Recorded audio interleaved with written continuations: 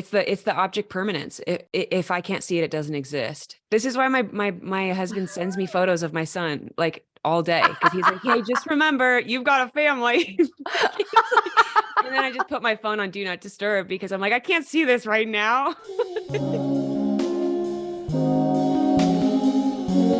Elyse bloody Myers, welcome to I Way. Hello. Thank you. Hello. Your background is beautiful. Your Ah, fireplace looks amazing. thank you. I like to keep my trash in the background of Same. all of my stuff. It makes me Yeah, feel same. really This is the gay. only clean room I have because I podcast out of it. Every other room in this house looks like somebody just broke in and rummaged through all of our things and stole it. I live with four men, so you can only imagine What is that the situation? What dungeon is the my four house is men? turning into. They're all my lovers. Oh, I amazing. rotate. Yeah. Yeah. No, my harem. No, I live with my boyfriend, but also my best friend since I was younger because Wow. I'm not going to have children, so they are really my children. I I love just built that. which built a little commune of middle-aged people. I was just telling my husband, like when we first got married, our best friends were still from college because we got married young. And I really miss like rooming with everybody. And my best friends were usually guys. And so I didn't room with guys until the end, but like we would all go together and we were all at each other's flats. And it was like just the best, like having everyone all together. And it feels like you're just in summer camp 24/7. And so I don't know Mhm. if you feel that way No, because you that's have your literally friends what it is. around. We were playing Yeah. Rocket League, which is a really silly football game. It's like where you play soccer using a car. So you're in cars kicking a ball Is it an into actual a goal. game or a video Yeah, it's a game? video game. Yeah. Can you Oh, imagine okay. if I was like, I don't have that kind of money. We're like, wow, No, we're I in was in my different tax brackets. backyard. Yeah. But yeah, we were playing Rocket League until about 1:30 in the morning, and I was like, I looked at one of them and I was like, do you think that this would be our mid-30s? Is this like I thought we'd be sensible and we'd have established boundaries, but no, I here we hope that are, that's mid still 30s for children. everyone. That sounds Yeah. like the dream. Thanks. So how are you? How have you been? Good. I've been good. I doing a lot of like writing right now because I'm pregnant. I'm trying to do all the things that aren't in front of camera because every once in a while I just feel like I'm like I don't want to be in front of a camera right now on a screen, like making content every day. You know, you can look at your face too much. Like I'm taking a face break from social media right now. Hmm. And it's like people just don't realize the effects on your mental health of staring at your face for 8 to 10 hours a day. And What is the effect um on your mental health of staring at your face? I mean, you you've got a just lovely face, so thank I you. like You looking at it. thank you.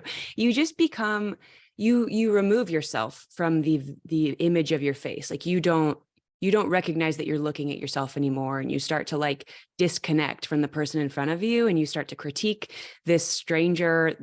Like you totally disconnect from yourself.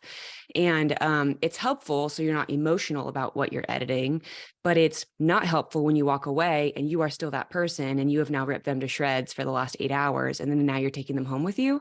It's very bizarre. It's like you can't be impartial when you're editing yourself. And a lot of content of what I do is very personal, and a lot of vlogs I do are day in the lives where I'm literally just setting up cameras and recording what I'm doing and then editing it. It's just like a weird Truman Show kind of feeling where you're just like seeing yourself as not yourself, and it's very weird.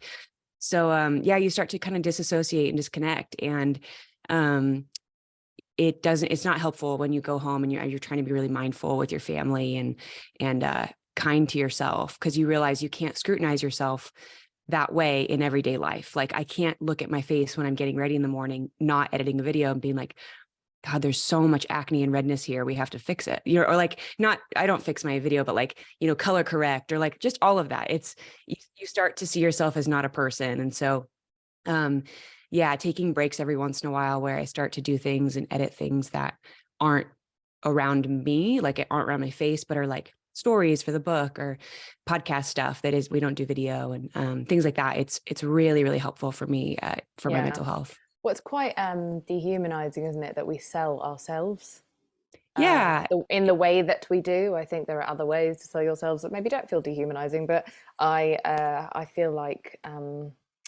it's so specific and so personal, and I think that so many people participate in it now, even if in just a casual way, they don't realize that they're being impacted by constantly feeling the need to update people on your Yeah. existence and having to sell stuff and having to use your face and your life. And you know, I talk a lot about my trauma on this podcast, and so it's a strange kind of dance with the devil you do, but at the same time it's so amazing to be able to connect with people in a way that you can only do when you're vulnerable and when you share Yeah. yourself, and then you get to learn about them, and then you build a community, and then you get to hear their story. Like, I've learned so much from this audience because they write me the most beautiful letters every day, and that would never have happened if I just put out like an empty facade of, Yeah.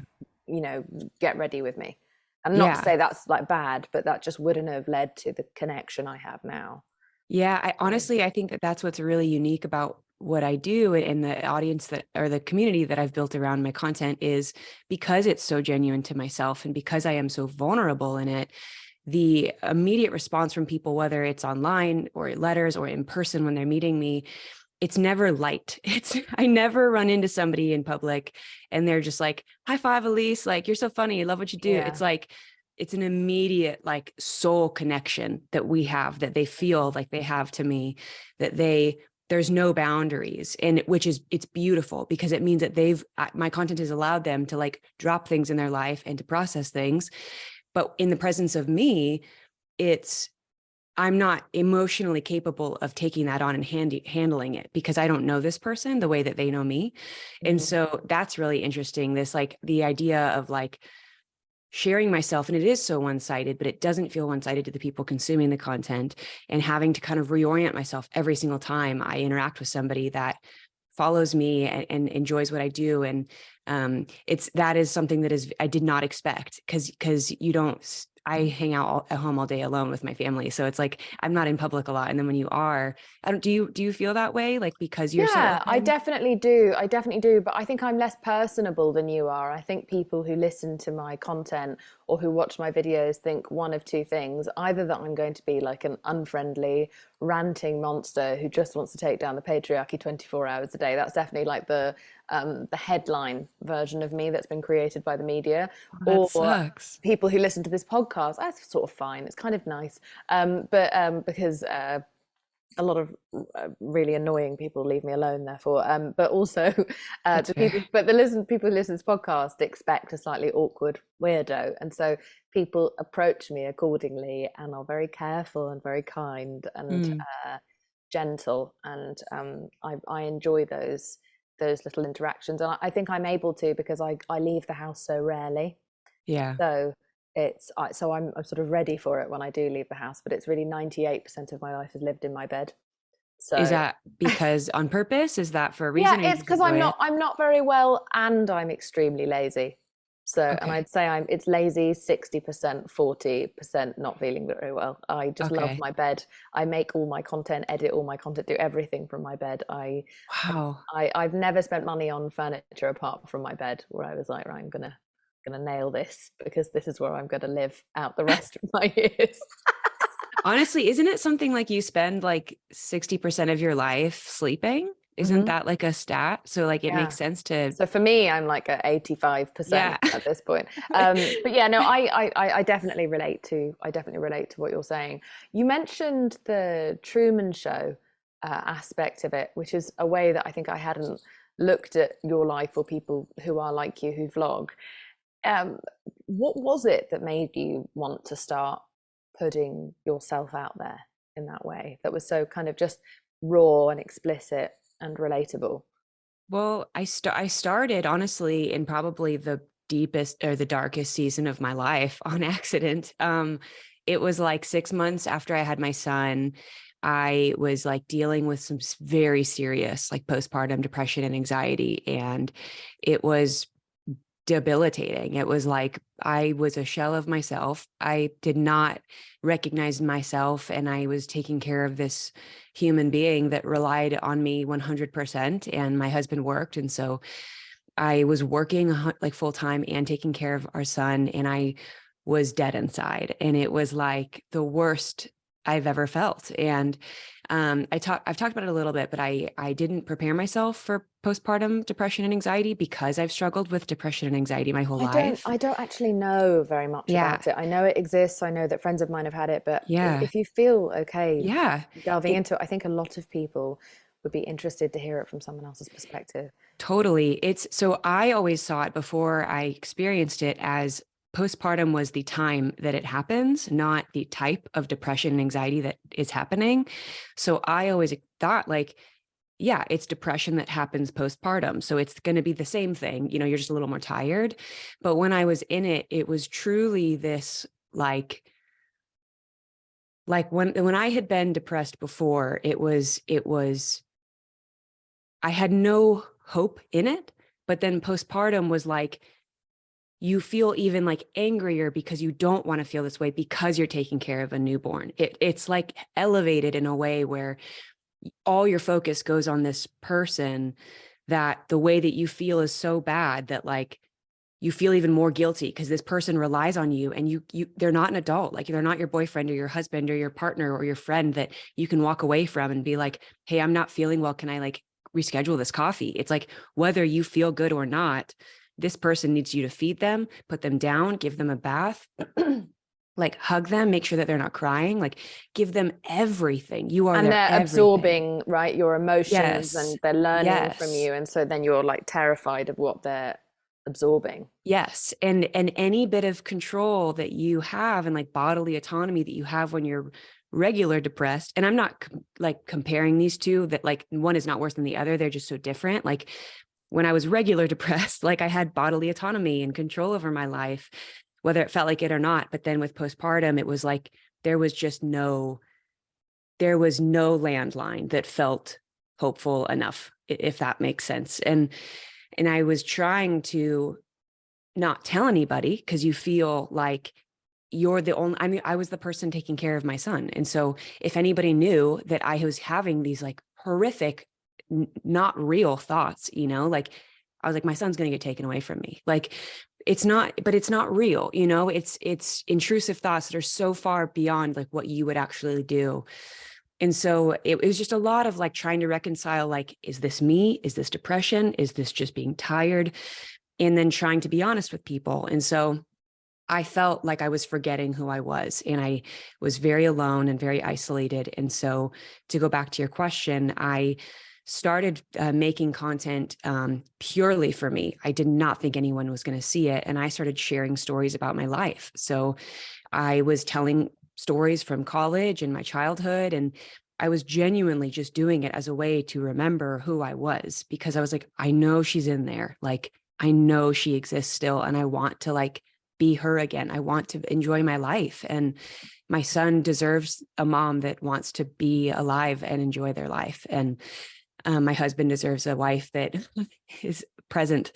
And I deserve a life that I love. And so I started, you know, sharing those stories, and I didn't talk about the negative stuff I was experiencing. I just was being honest about stories about my life. And I think that that honesty and me looking the way I did, you know, not dolling myself up for the camera. It was genuinely 4 a.m. and I looked very much like I do now, but no mascara on. And like, I was making coffee and I was telling these stories, and I think people saw themselves in me, whether they knew what I was going through or not. They just felt that this is a person that is like being honest about their life. And there's not, it's hard to find a lot of that online. And I've experienced that it's very refreshing when I come across people where I'm like, you are just a normal ass person. Like, sorry, I don't know if I can cuss, but like just a You normal can person definitely that, curse. okay. A normal person just like sharing their life. Like I find that very refreshing. And so I think that people saw that, and that's kind of what led to the takeoff of my platform online.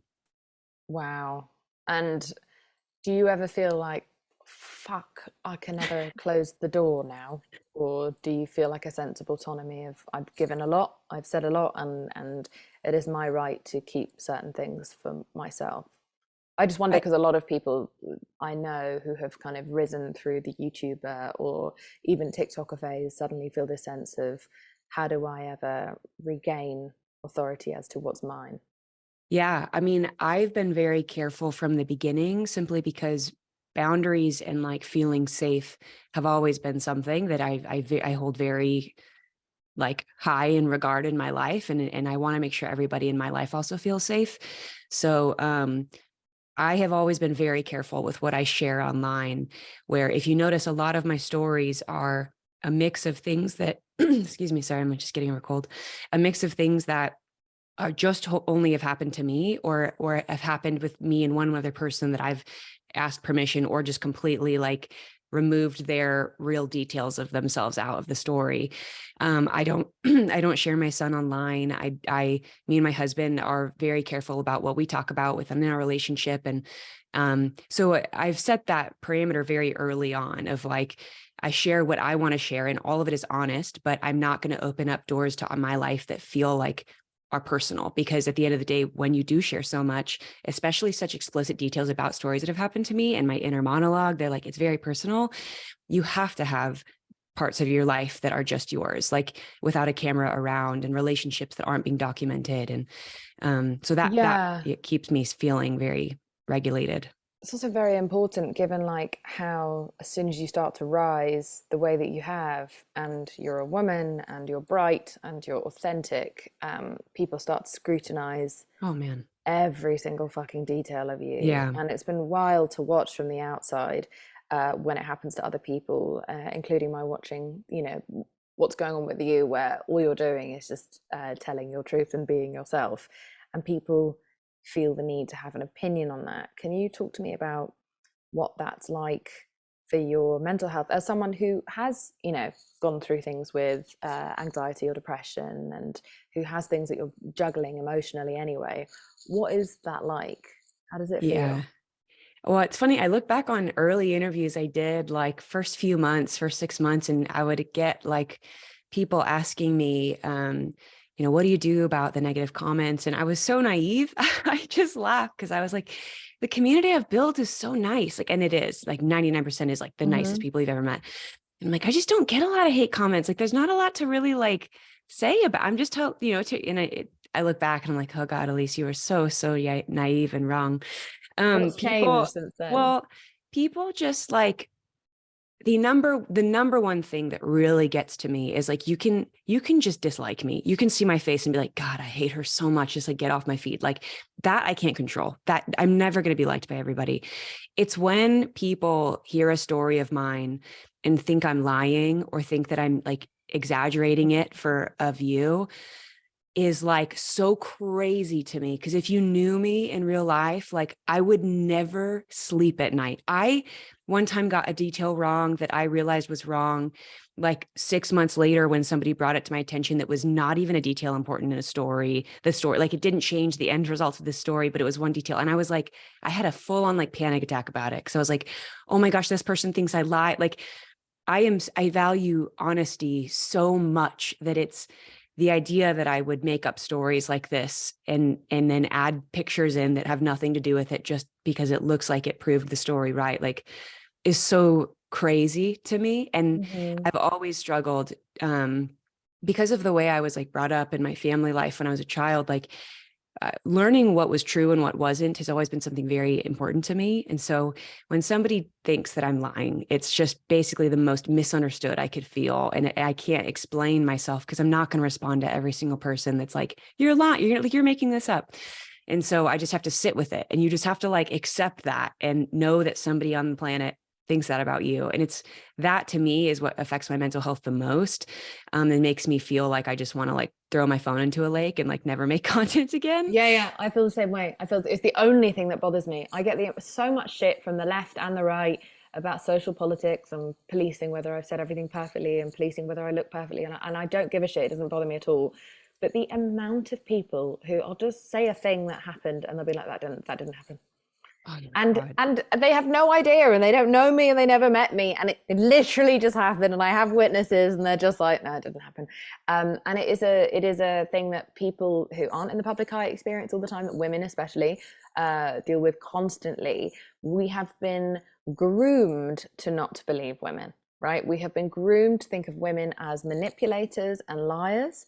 And it goes all the way back to the Bible, you know, old Eve, and blaming her for everything, and she manipulated that poor old sweet innocent Adam who's got no agency as a full-grown man with pubes on his balls. And so there's been this kind of lineage of stories of women are witches, women cast spells, women do that. We have to be seen as dangerous so that the way in which we are controlled is justified. Does that make sense? Yeah.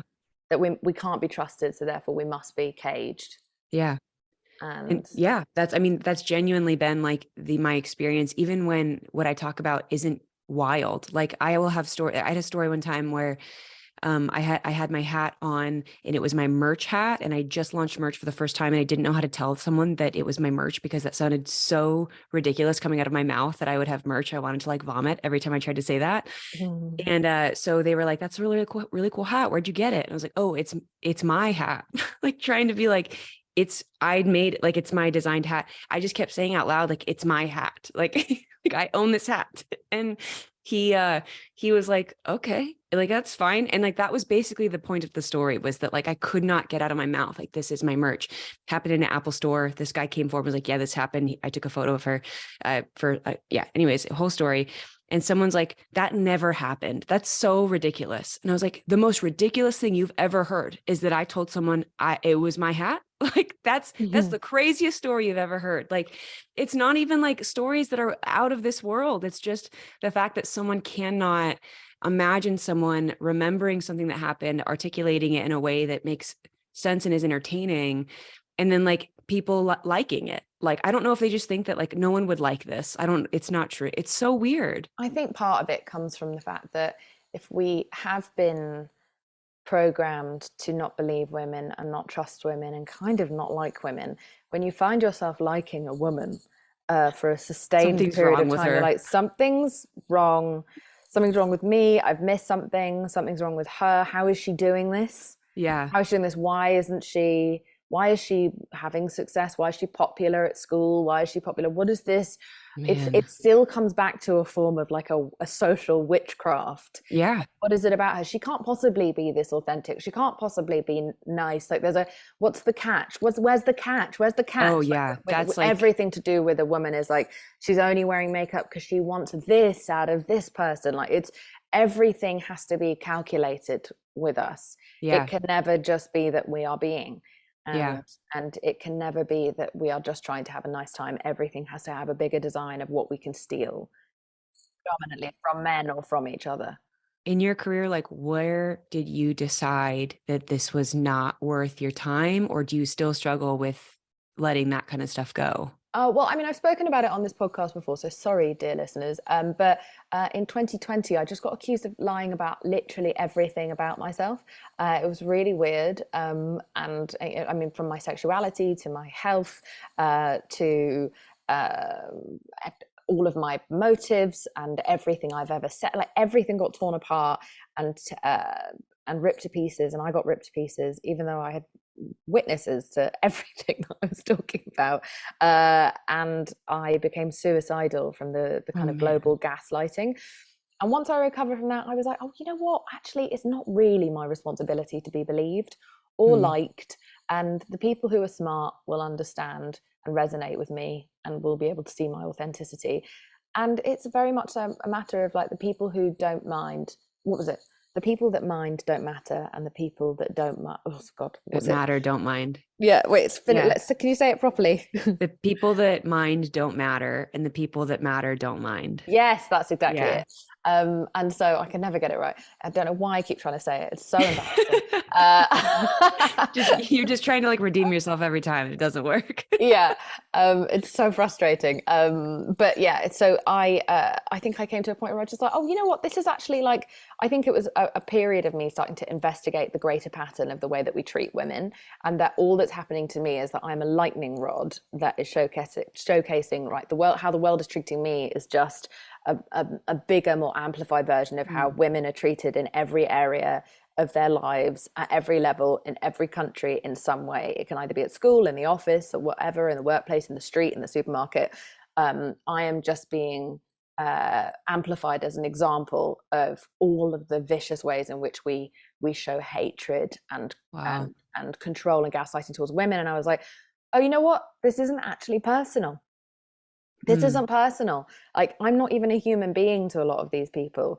They're just saying it to say it because they hate what I represent, which is women.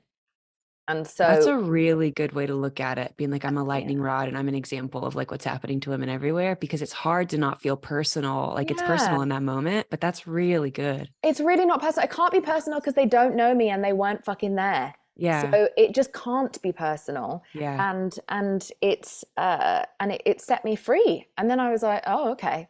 Oh, oh, if they thought I was annoying before, now, like, now I Now don't that I give don't a care. fuck. Like I was robbed in broad daylight of all of my fucks, and now I have none left to give. Wow. And I'm now just like a wild loose cannon who's putting everything out there, and I don't really give a fucking shit if you believe me or not, because I know it happened. I know I'm not crazy, and I'm going to continue to thrive and tell my stories and tell my truth. And you can either get on or you can fuck off. And that's genuinely how I feel. And I think This is once you amazing. and all that changed was my mindset. It didn't make Mm, people start to believe me more, but I changed and I found my power, and my life has gone on to completely thrive. My mental health thrives, and it's honestly, the amount of people I don't like and judge and it doesn't impact their lives negatively means it should never impact my life that other people don't like me or judge me. yeah. I think that the difference, some not to negate that at all, the No, no, difference is please.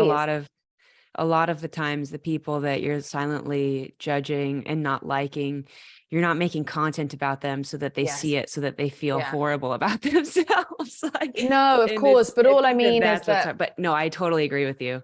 but what I mean is that, like, I don't go around loving and admiring Totally. everyone else. So therefore, I don't really expect anyone to go around loving or Yeah. admiring me. And it doesn't make me some great Buddhist. It just means that I've just, my body shape is none of my business anymore.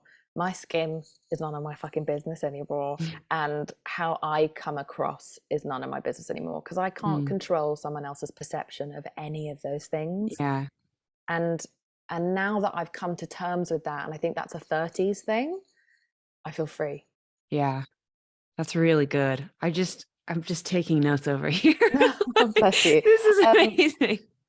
so I would love to talk to you in a bit more depth about your mental health that you've been super open with, so boldly and so beautifully. And again, so I hate the word relatable. It's been totally bastardized in the last 10 years. Because again, it sounds like something that someone's doing with motive. But Yeah.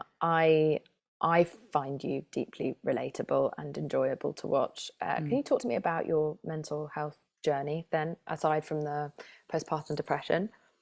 Yeah. I mean, I think it's just something I've always struggled with. I think, I had my first panic attack when I was like 9 years old. I didn't know it when I was younger, but I would go through downswings with depression that I later found out was depression, like in high school. Um, and honestly, my entire life has just felt like I have been trying to get back to the starting line where everyone else just starts. And it's really everything in my life has become a system so that I know if things are out of order and kind of chaotic, like what's wrong with the system and how do we fix the system to get back to like the finish or starting line so we can then be at baseline with everybody else and then start, your life. Um, That's really and beautiful. oh, That's a really special way of looking at it, of trying to get back to where you were rather than trying to get to the final destination of perfect happiness and mental oh health. yeah. It's honestly that's not possible. Like that, I've never known the finish line, so there's no point in trying to get there. It's Have you and even known anyone who's found it no, or who no, knows where it is? never, no. So there's no point. It's like I just want to make sure that I can do what I know I can do to get to baseline, so that then my life can kind of be what it wants to be. And yeah, it's been something that I've sometimes been on medication and sometimes off of it, and I've always been honest, and I've never kind of been ashamed of like therapy, and which is wild because when I married my husband, he was like he had never experienced openness about your feelings that way, and it just wasn't the way he was brought up. And we were just talking the other day because I post a lot recently. I've been posting a lot about my OCD, which is something I didn't talk a lot about in high school, because I thought it was more anxiety. And then later getting diagnosed with OCD, I was like, okay, cool. That's super different. And sharing that with him, I've been sharing these videos of when I do day in the life. Sometimes I get stuck in, I call them loops. They're like, some people call them ticks, but like these moments where I get stuck in this loop where I literally cannot, move forward unless I complete this loop. I don't know how long it's going to be, What do but you it's mean by a loop? a loop. Yeah. So one of my things with OCD is flexing my muscles. So like there's these muscles in my arms that when they don't feel like they flex right, I get stuck in this loop where I cannot continue what I'm doing until I have the exact motion that I, completed in, and it's like, okay, that feels good. I can move forward. And when I'm filming day in the lives, I have my camera set up and I'm all excited, and I'll get stuck in this loop for like 15 minutes of me just standing there. I can't turn the camera off because I need to finish the loop. Like I can't stop what I'm doing. Water sometimes is still on from washing my hands. Like it's really embarrassing to like have so much raw footage of me getting stuck in my OCD loops. And I've just started to post little moments of them because I talk out loud while I'm doing them because I'm aware of what's happening. It's not like I just like black out and I come back to when, the loop is closed. It's like, I'm fully aware that if anyone walked in while I was doing this, they'd be like, what's going on? Like, are you all right? And so one time I was like, one of the videos was, like, you're not crazy, Elyse, you just have OCD. And then the next shot was like, which is a little crazy. Like just that kind of like self-talk of like, man, I am fully aware looking outside in, like, this seems wild, but being honest about that really helps me kind of laugh about it. And sometimes that's the thing that gets me out of it.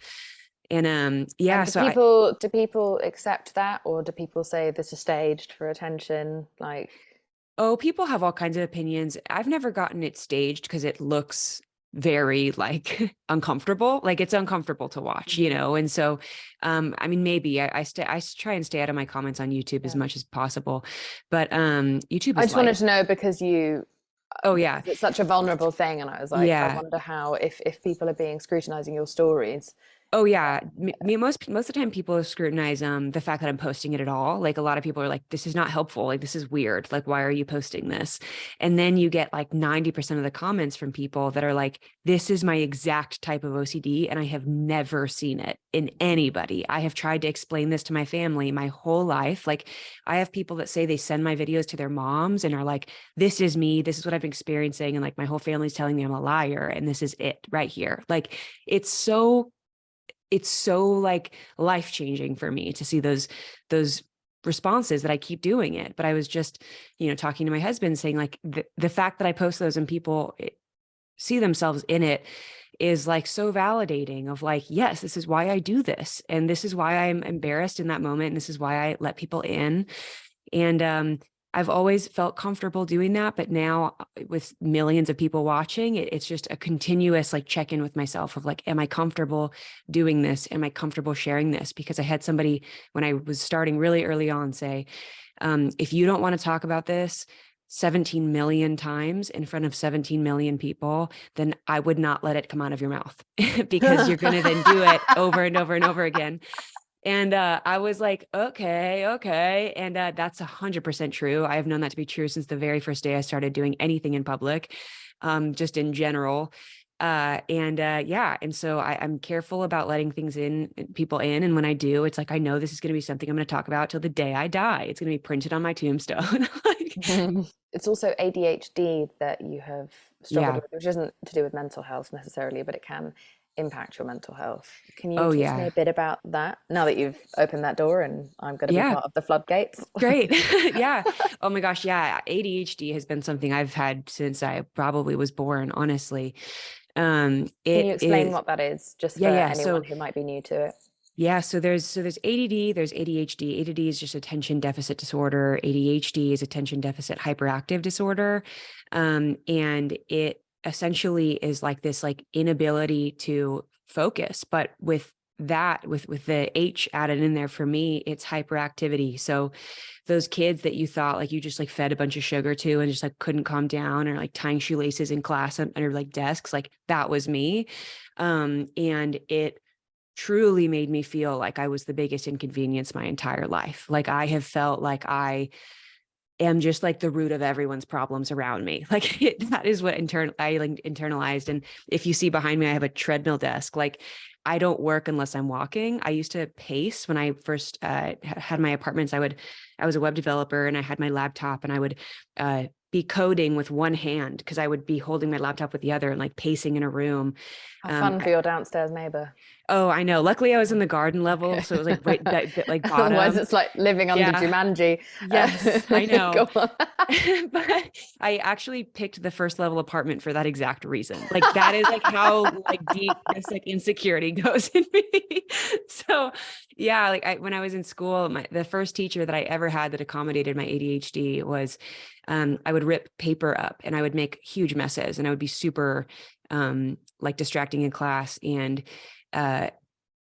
if I didn't rip paper, I would be singing and humming and not paying attention at all. But if I could take a piece of paper and I'd take one notebook like sheet and I'd start at the corner and I'd rip a thin layer all the way down to the point where I would like rip a little like spiral and the whole thing, Yes. be, like when you Yeah, spiral. oh my God. I rip paper constantly Yeah. when I'm nervous and when I'm anxious. I love to Yes. tear pieces of paper to the point where like one of the most moving things a partner ever did for me was when we were walking into a party, and I'm terrible in social situations, terrible at parties, hate parties so much, always have. They knew I was going to be anxious and handed me a little piece of tissue paper to so I could walk around just ripping it up like gently in my hand. It and makes you feel like, so I've never known, felt right? so seen. Yeah. Well, so that's exactly what this teacher did. So I would rip paper up and this teacher put a ream of printer paper on my desk and let me come in. And he was like, he's like, you don't have to worry about cleaning it up. Just like, don't rip up anybody else's paper and I'll take care of it. And like that, it was exactly that. Oh You my feel God, so legend. loved, so seen. Like for the first time, someone's like, hey, this thing that you do is not an inconvenience to me and you're allowed to do it. Like that's how it feels. Just like the partner, like giving you the tissue paper, like it's a big deal. And when you just have when it feels like everything you do is like a negative to somebody else, when somebody does that to you, you just feel like maybe I am not as much of a problem as I think I am. And maybe I'm not, an issue to other people. And so, yeah, the ADHD has been that. And then learning how to be medicated has been a life-changing thing. And then also having ADHD with a partner is very interesting because he gets to see all of the things that are not like quirky and cute about it. Like I think that social media has taken ADHD and made it something that's like funny, and it can be very funny. But I think that because like a lot of people are like self-diagnosing themselves on TikTok, especially like I see it all over my For You page of like, maybe you have ADHD if like you like to scroll on TikTok while watching a TV show or like little things like that. And I'm like, totally, that you totally could have ADHD maybe, but also you could just like to, do multiple things at one time like that. Like my life has been, it's been crippling. So it's like, it's just such bigger things than that. And so, yeah, you're right. We've colloquialized so many of these massive things, yeah. and we are now encouraging self-diagnosis, which I also understand, given especially women have a difficult time getting a diagnosis for literally anything. Oh, and I'm all for self-diagnosis. Yeah. It's just there has to be a balance. It's like, Yeah, there just has to be because more you info can, as well as to like yeah. what that thing is, because Mhm. I, technically have a short attention span. I can't read, and I have to do like multiple things at the same time. I definitely do not have ADHD. I can have ADHD adjacent tendencies, but I live with two people who have severe ADHD where they can't fucking get anything done. Oh my And gosh. it like makes everyone angry with them. Everyone's disappointed. They can't get back to anyone. They can't finish a task. They are tortured by their inability to finish a simple task because they don't want to live in, but they can't tolerate the boredom of getting the Yeah. task done. And it's not that they are being spoiled. They literally have I believe that there's like increasing research to say that there's like a severe dopamine deficiency in people with Oh, ADHD. huge. And Yeah. so the lack of dopamine in fulfilling a mundane task is actually unbearable, right? To people with ADHD. Rejection feels much worse, apparently, to someone with ADHD. Yeah. It's all of your emotions feel heightened. You get flooded there's no middle ground. It's either like, I am going to do everything or Mhm. literally nothing. And if you get pulled away, like if I am on a roll and someone interrupts me, it will send me almost into like a toddler fit, because I'm like, this was my one chance. Like this, my brain was finally locked in and you just took me Mm. from it. Like it's like someone is just like hurting you in the worst possible way. And Yeah. it's not on purpose. Like, and then when you feel things that you're just flooded. And yeah, your inability to connect with people. Like I call myself a social ghost, a social sprinter. Like either, I am sprinting in a party and I lose steam 5 minutes in and I'm like, I need to go and I need to recharge for like 17 days. I am so deeply depleted that like even my best friend and like my husband will not fix this in me. My husband, he does not recharge me. I love him so much. I need to be completely alone in total silence or watching like reality TV where someone's Fucking screaming hell, at how are me. you a mum? Like with that, like how do you do that? That's amazing. That's one of the Oh, reasons I couldn't do it, is because I need to go and be alone for days.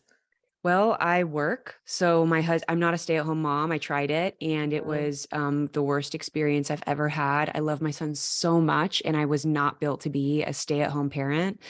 And so when I got done with my maternity leave, I was working full time and taking care of him. My husband was working and he came home and said, I want to stay home with August. Like, I don't know how you feel about that. And I was like, I don't want to. Like, this is the best. Like, I'm so glad we feel this way. So there's that where I do only, I'm with him. And when I'm with him, it's me and him. But like, I have the break of work and that's really good for my brain. And Jonas is wired to do that all day.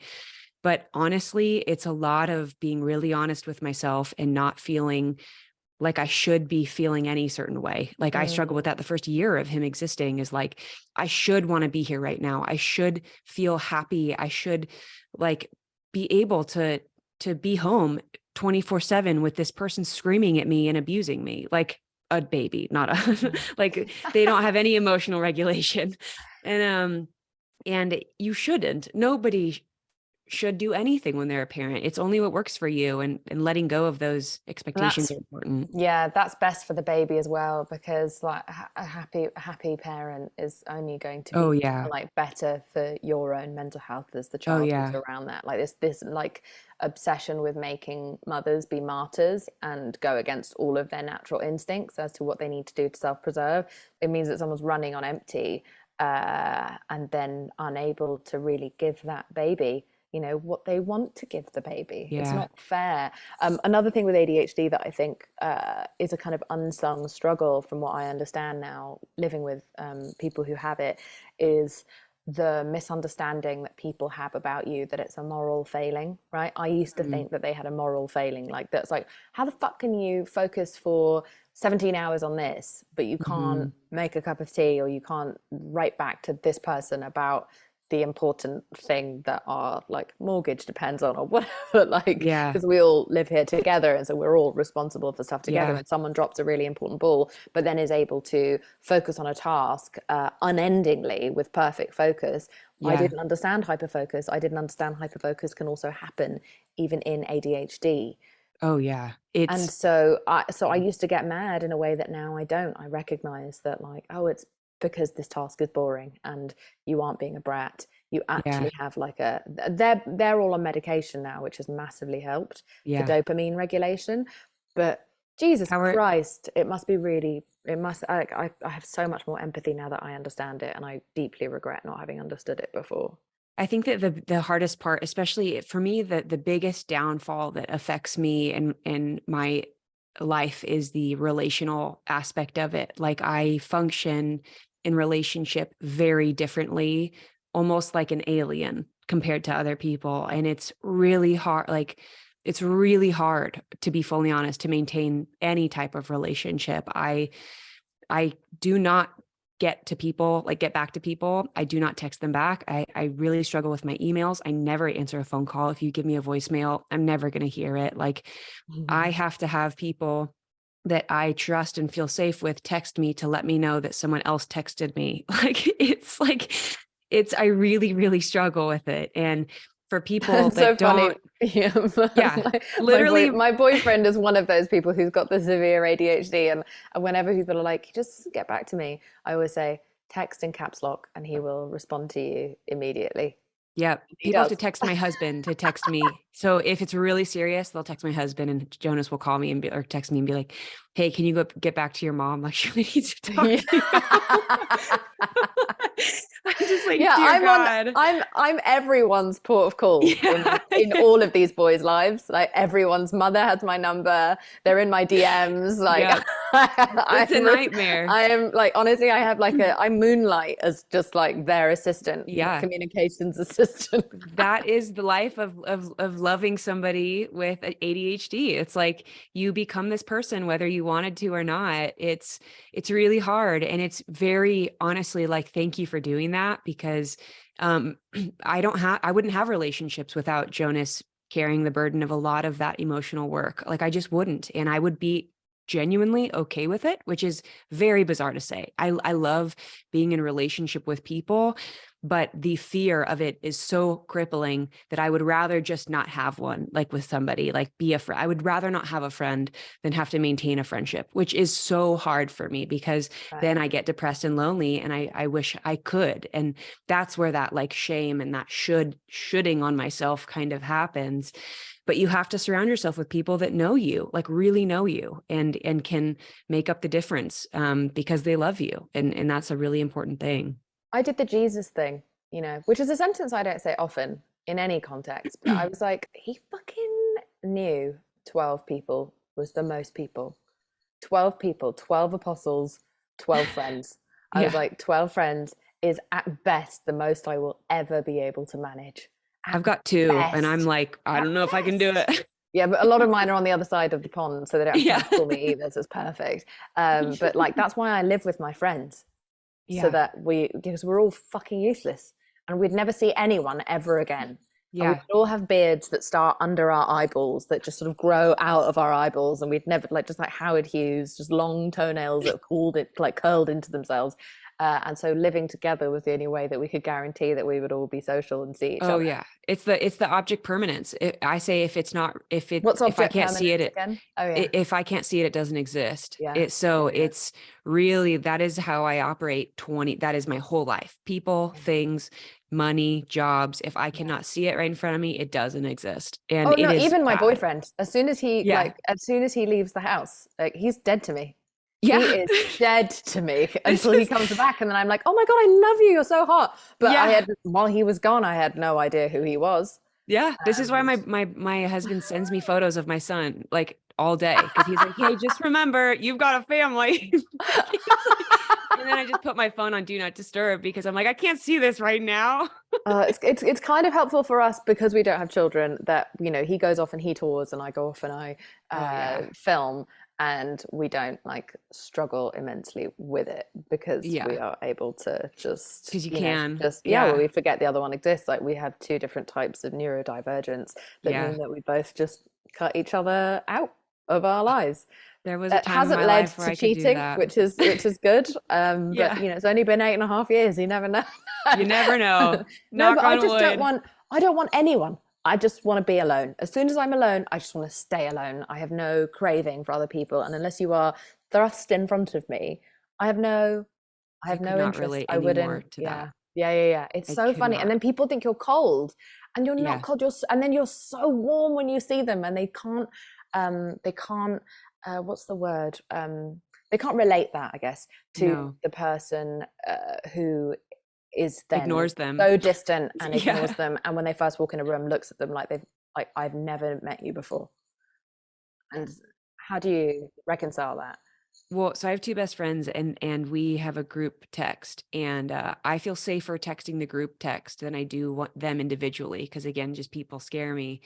And if I send it to a group text, it feels more like an abyss. I'm just shooting a shot into, and I'm like, who knows who's going to read this? There's two people other than me in this. Mm-hmm. One of them is going to read it. But I was like, who knows? It's a stranger on the other end of that. And like, and that's easier for me. And they've kind of accommodated me as a friend. But then when we get in person, it's the same. I'm like, I think we're related in some way. You're my family. Like, we share some DNA. Like, I am you, you are me. Like, we are Yeah, yeah. soulmates. Like, it's very interesting. So yeah, Yeah. I can't do more than a couple people other than my family, because I'm not going to give them what they need in a relationship, and that's okay. I've accepted it about myself. Okay, so getting back to what it is that you're doing with this career path that you have grown, in sharing and helping people feel less alone, what do you have now? Like, where is this going, and what do you hope to achieve? Gosh, I am, I have, I've never been somebody that if you ask like, what's your 5-year plan, I could tell you No, because, same. I just okay. wonder. But I'm saying, what's your manipulative little plan, yeah, Elyse? Okay. here's my How 5-year else are you going plan. to douse us with your Invest lies? today. Yeah. Hello, How are you sharks. going to steal our money and our time and ruin our children? Go on. No, my three goals when I make content is to make people feel seen, loved, and like they belong. And so anything that I do, I filter through those three things. And that's honestly my goal long term till the day I die. That's not just a job thing. That's a family thing. That's a friend thing. That's just an existing human thing. And my goal is to honestly take this as far as I can without losing myself. And if I ever feel like it is not possible for me to remain myself and to be healthy and to be a healthy friend, mom, and wife, and love what I'm doing, then I will just jump ship and go back to web development, because I would much rather do that than be famous. This is like, the human heart was not built for fame, and it's very, very bizarre. Talk to me And about that. Talk to me about that, because it's interesting. well, my one of my good friends, Ben, told me that before I got famous. He is famous. So he said the human heart's not meant for fame. And I was like, I can see that conceptually as something I would understand to be true, but not until I experienced it. You're not meant to have the entire world know your name. You're not meant to be going out in public and having people stopping you and introducing themselves to you. You're not meant for your people to know your family by name when you've never met them. And um, it happens, and I'm grateful that I have impact, but my human brain and my human heart is not meant to be known by this many people. I can't personally have a relationship with all of them. And so for them to know me and me not know them is just, on a scientific level, I'm sure we'll study it in 100 years and look back and be like, how did people survive? Like Mm-hmm. it's just very interesting. And so One of know, my friends who lives with me at the moment, she just said to me, I just don't want to be perceived. yeah. I was Oh like, yeah. what a lovely way of saying that. I just Yeah. do not wish to be perceived. She doesn't, not even by us who live in the No. house. Yeah. She just, Not even by it's, herself. She yeah, doesn't even want to have, yeah, yeah, I understand that 100%. yeah, But while saying all of that, I also understand that like incredible impact and life-changing moments have come through me to people because of what I've shared, and I can't discount that. And so my goal is genuinely to just take this as far as I can until I don't feel safe in it anymore. And I don't know if that's going to be 50 years from now. I hope it is, but it might be 5, it might be 3, it might be next month. And and I think that like I don't want to be a person that stays in it so long that they lose themselves in it. That really scares me, because I yeah, can do that in anything. It doesn't have to be this career. I've done that in personal relationships. I've done that in jobs I've had in the past, and I don't want to lose myself again. I've finally gotten back to me, and I won't let anyone take that away from me. And so that's my goal, I guess, is yeah. And yeah, also, like, you've not just done this because you were creating a casual outlet.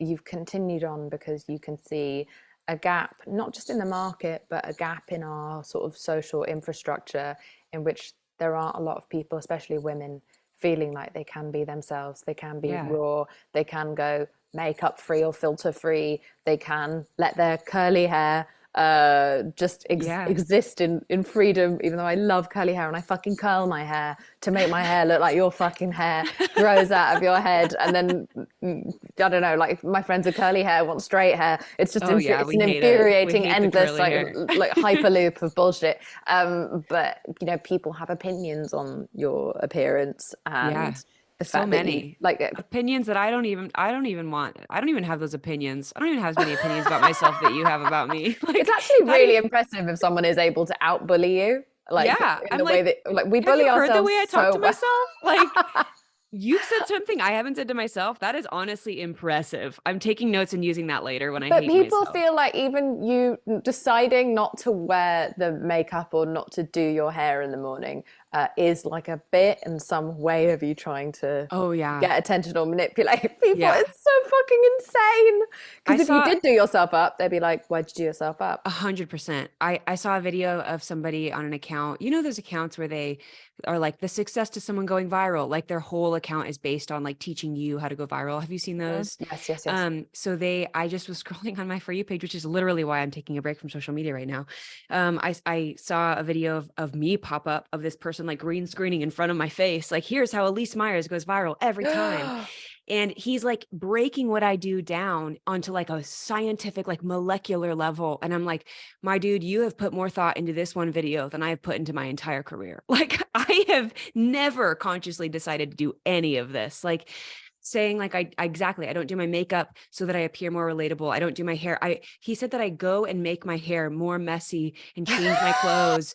And I was like, oh, you've never had a newborn. That makes sense. You've never been depressed. Got it. Like, it's wild to me. Like, I think that that's why I've stayed in it, is because like I do so many things that are so natural to me that are life changing for people, that it's like, okay, like I'm just going to keep doing that. Like, I'm just going to share, like, okay, side note though, for people to be like, you're so brave. Like, when I just have my face on a camera, like, you're so Yeah. brave for like just showing up with that face. Like, you're a It doesn't. monster. Like, I don't use filters for the reason of like the fact no, that not only is it going to fuck up the people who look at me, but it's going to fuck up me. It's going to well, fuck me up. It's going to make me then look in the mirror and hate my nose and then go to a doctor and then want to change my nose to make it look like the nose from the filter, which looks like Voldemort half the yeah, time. Like they just want us to have no noses now.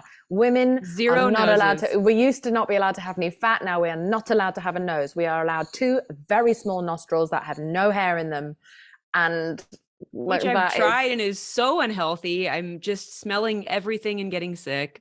I just let my like people zoom in on my nose hair in like paparazzi will zoom in if I have one little nose hair coming out and publish the photograph just of the tip of my nose with the nose hair coming out. It's like, that is a fucking normal thing to have. That's crazy. It's so funny to me, and I just don't mind my nose hair. I just don't mind my messy eyebrows. I don't care that I haven't changed my fucking hairstyle in, yes, 35 years. That is a very long time, but nor did George Clooney. So let's I mean, back you the just fuck have off. hair. I don't like, I genuinely don't understand. Like, But it's just yeah, it's just we are born to be judged. We are born to be scrutinized. It's such a weird thing, and I think it's great that you reject it, and it's better for your mental health, right?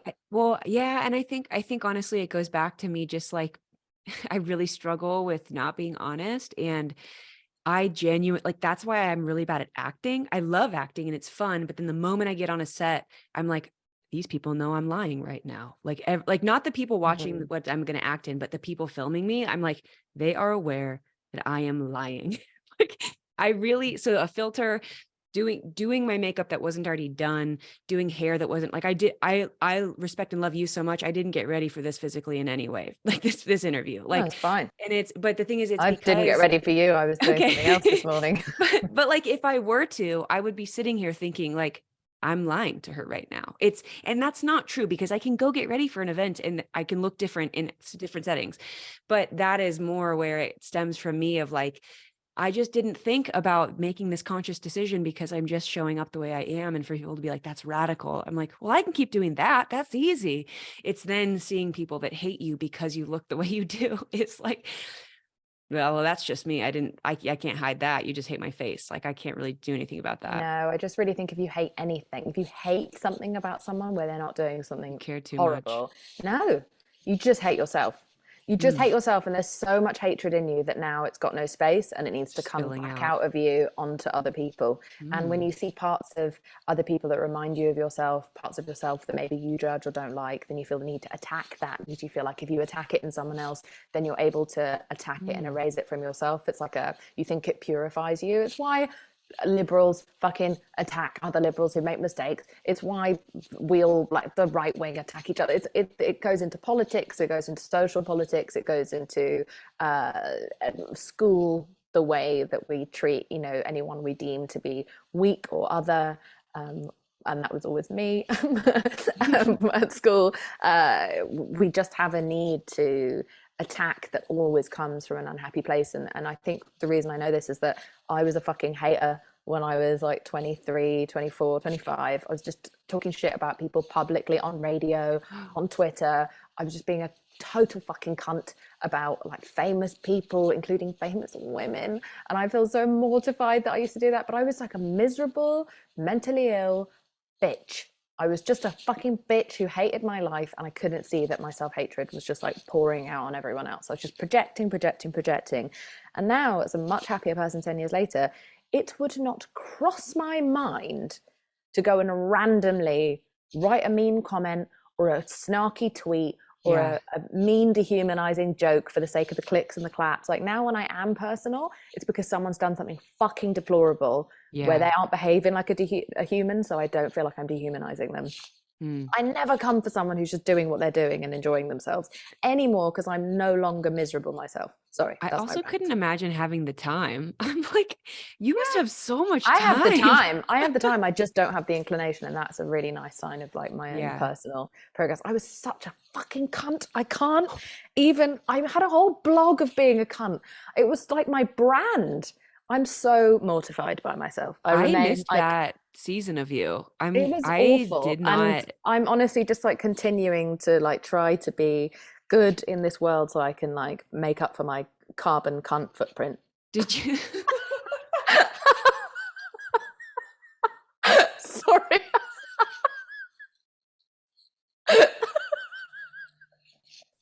It took me by surprise. I Sorry. didn't expect that one. I Did just, you? oh God, I'm hot with Oh shame. God. Ah. Does that follow you everywhere you like in your brain? Like, does that follow you with like people knowing that about you? Like, No, people I've don't know that never. about me. That was in England. That was it's another career Oh, ago. I just feel the need to explain it to people because I want people to know that we can all change and we can all do better. And if I, wow. as the king of the cunts, can become better, like then anyone can. Like You we should just write need an to. autobiography and like make that the title. And instead of queen, like a king, and you're standing on the throne like Yeah, this. You've got your yeah. leg just With my like big up. cunt beard. Yeah. Yeah, I just, oh God, I'm so sorry if you were listening to this with your kids, anyone. They have a new word now. But yeah, Oh my okay. gosh. I'll do Well, a there warning I'm at the really top of proud this of you episode. for changing. It's gonna have Thanks. an E, 100%. It's gonna Thanks. have I'm an proud E. of you for never having been this way, even though you also had your own mental health struggles. Thank you for not taking it out on other people. I just did it to myself, so it's Yeah, all good. I did it yeah, internally. yeah. Yeah, yeah. It's a nightmare. I'm a nightmare. But you know, we all make mistakes. That's part two of the autobiography. Is just like, I'm a nightmare. Yeah. Well, it's just, but again, that's for me is also the other way in which I don't choose to filter myself, right? That Yeah. for me feels like pretending that, like washing away my mistakes feels like washing away my pores and Mm, my nose, eradicating my nose, yeah. like washing away all the ugly parts of me that I can explain, even if I'm still, even if I'm not excusing them, I can explain them. It feels like filtering who I am. And if I filter my past and I erase my mistakes and I can never learn from them, and no one can ever love me for who I am now. Yeah. The people who listen to this podcast know all of my fucking gross Yeah. parts and like worst tendencies and like shitty ineptitudes. And they continue to listen in spite of that. And I feel so much more seen and loved and Well, accepted yeah, because that's of real that. love. That Even if like, they judge me for it, I at least know that they still show up yeah. I mean, for when who I people say really forgive, am. when people say forgive and forget, I literally say forgive and tattoo on the inside of my eyelids. Like, I'm never gonna forget. Like, Yeah. if people that love me need to know everything I've done, or else if they say they love you, I'm like, you don't know me. You don't No, know you love anything the I've done. facade. Yeah. Yeah. And so I fully am in full support of that. Like, it's yeah, you have to share all of that with But people it that also that you gives want. permission in the same way that you give permission to a mother to just like fucking just get through the day without Oh having yeah. to look like a cookie cutter 1950s poster of what a mother's supposed to look like. It's the same thing that I'm trying to do is give people permission to have fucked up and to have learned and That's to really still good. have more growth and learning to do, and that it's okay. This perfectionism that we burden women with in every single way, not just aesthetically, is exactly what's holding us back, and it's fucking deliberate. It's to Mm. waste our time and to stop us from growing as people. So Wow. I don't know. We'll see. We'll figure it out together, man. Figure it out. It's been Okay. so nice to talk to you, by the way. This has Thank been you. such a lovely chat. I We'll never know. speak to each other again because of our personalities, I I think. But know. if I bumped into you anywhere in the world, I have to say, I can't wait to give you a hug.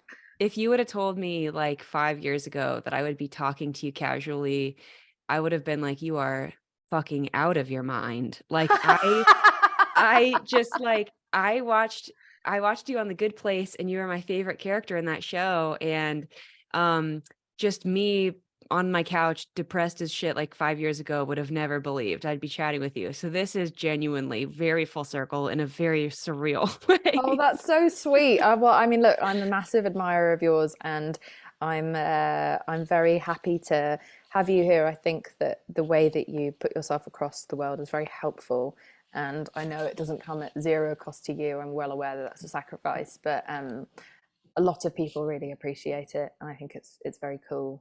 I'm not going to say Thank brave, you. but it's very cool. You're so brave. Yeah. And I love your face exactly as it is, just to Thank put that you. on the record. Same. Before you go, Elyse, will you tell me, what do you weigh? Yes. I'm so glad someone prepped me for this question, because I would have given Because you a you're literal pregnant. number. Yeah. I would have been like, that's rude. Okay, bye. Um, I feel like I'm supposed to have a funny answer because the example I was given was like funny, but the thing that me and my family kind of really prioritize is healthy and together, and we have these values that I kind of run everything through of like everything I do, I try and keep me like mentally and physically and like emotionally healthy, and it keeps me and my family together, and it keeps me together like with myself. And um honestly, I weigh a lot of my life and a lot of my decisions and a lot of my feelings through those two filters, healthy and together. And it's like something that's just tattooed on the inside of my heart that like will always be. um those are the two things that I can control, and I can always monitor. That I can't, there's a lot out of in my life that I cannot control, Mhm. but those are the things that I can do something about if they start to get kind of unbalanced. And yeah, and healthy mostly means just like mentally, and like, my schedule is balanced, not like I'm eating salads. Like, Mhm. it's just making sure my heart is healthy. It's focused, it's present, it's available, it's interruptible, it's influenceable by the people I love the most. Thank you for that, and good luck with this pregnancy and Thank with you. everything you're trying to achieve before the end of the pregnancy, Yeah. so you can We'll chill. see. Enjoy your social media break and all of the breaks that you have coming up. Thank you. And I hope that this is an easier ride than the last one. And at the very least, you were able to weather that storm and you came out the Yeah. other side. And I'm sure that's incredibly reassuring. But Yeah. I massively admire anyone who goes through this. I think you're all legends. I Thank really you. do. It's a freaking miracle, honestly. I can't believe the human race has survived by like the choice of women and like just people carrying babies, just being like, we're gonna do it. Yeah. It's like Yeah. crazy But to that's me. why everyone tries to destroy us, because we're so fucking cool. Yeah. We honestly, yeah, we are. Actually, you're right. Yeah. Even some of us who are assholes like me, it's cool. It's cool.